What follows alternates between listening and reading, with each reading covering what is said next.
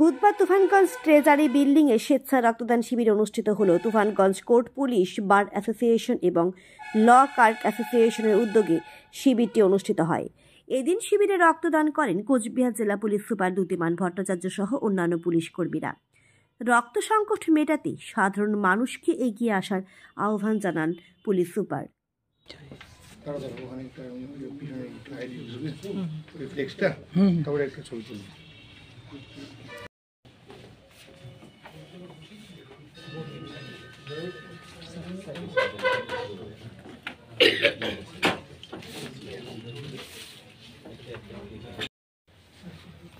আমি তো এখানে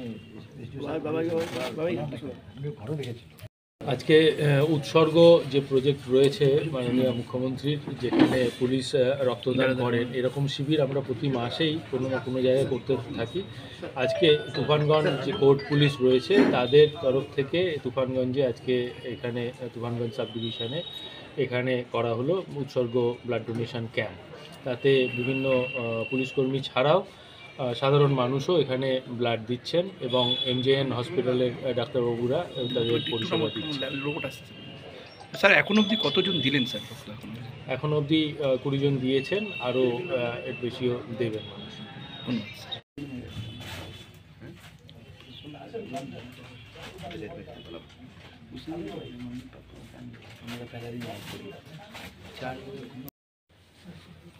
আমি তো এখানে ঘরে দেখেছি। একটা ঢুকে গেছে না, নিচে আছে। ঠিক আছে।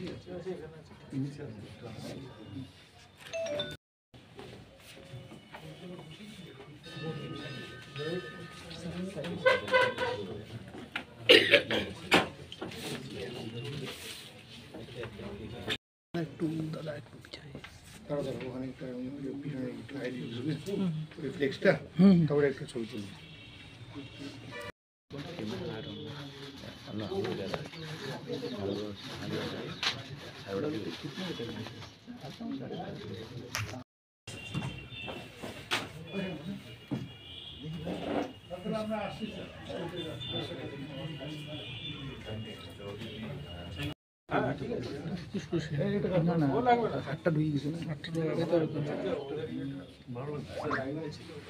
না, নিচে আছে। ঠিক আছে।